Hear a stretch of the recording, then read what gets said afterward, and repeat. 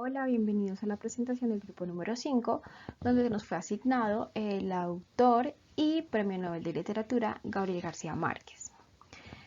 Poniendo en contexto un poco del boom latinoamericano, nos vamos a remontar entre los años 60 y 70, donde se destacaron 4 países, entre ellos está Colombia, México, Uruguay y Argentina. El momento clave del boom latinoamericano se sitúa en 1967 con la obra Cien años de soledad de Gabriel García Márquez, que posteriormente lo llevó a catapultarse a nivel mundial en cuanto a literatura y obteniendo en sí el Premio Nobel de Literatura. Gerald Martin, como para citarlo, dice que no es una exageración afirmar que el sur del continente fue conocido por 2 cosas, por encima de todas las demás en la década de los 60. Estas fueron, en primer lugar, la Revolución Cubana y su impacto tanto en Latinoamérica como en el tercer mundo en general. Y en segundo lugar, el auge de la literatura latinoamericana, cuyo ascenso y caída coincidieron con el auge y caída de las percepciones liberales de Cuba entre 1959 y 1971. La obra Algo muy grave va a suceder en este pueblo, de Gabriel García Márquez, trata de cómo un pensamiento en voz alta se replicó de boca en boca y que de una u otra manera llevó a que este pueblo, muy pequeño por cierto, se convirtiera en un caos total. El estilo empleado en esta obra empieza con un poco de humor, lo lleva un poco como la parte cotidiana en un pueblo y finaliza con una parte sarcástica donde la consideraban loca a esa señora y al fin y al cabo pues pasó todo lo que ella presentía. Y en cuanto a la narración, fue narrado en tercera persona, valga la redundancia. El espacio utilizado en este cuento se desarrolla principalmente pues en un pueblo, empezando en una casa, en un comedor, luego pasa a un billar, a una carnicería y finalmente en una plaza. Los lugares que al final terminan solos. En cuanto al lenguaje, se utiliza un lenguaje sencillo, se utiliza comparación, por ejemplo, la parte del calor y del sol, también se utiliza la metáfora y la hipérbole.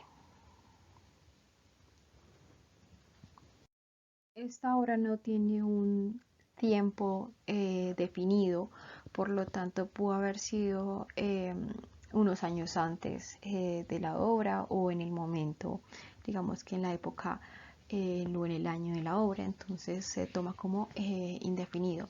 En cuanto a los personajes, empieza con la señora del presagio, los 2 jóvenes que la acompañaban, posteriormente Damaso, la mamá, el amigo, el señor de la carnicería y posteriormente el pueblo en general.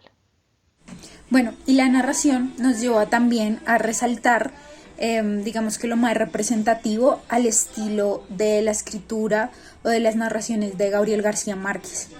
Algo que nos parece muy particular es que él por lo general deja fuera ciertos datos que se considerarían importantes dentro de una narración, como por ejemplo los nombres de los personajes principales, ¿sí? Entonces, por ejemplo, dentro de esta narración particular, nunca nos menciona cómo se llaman los personajes, digamos que los referencia, pero nunca nos menciona cómo se llaman, ¿sí? Solo nos menciona el nombre de uno de ellos, pero el resto únicamente los referencia. Por otro lado, nos parece bien importante que siempre nos lleva como a los lectores a imaginar el contexto en el que se está desarrollando la historia o la narración. Y aquí hay algo súper importante del estilo de Gabriel García Márquez, y es que resalta su cultura. Entonces, dentro de esta narración nos hace sentir como si estuviéramos siendo partícipes de la cultura tan importante de los pueblos en Colombia. Y lo otro es que consideramos que es una narrativa, aunque es bastante reflexiva, también tiene un tono burlesco.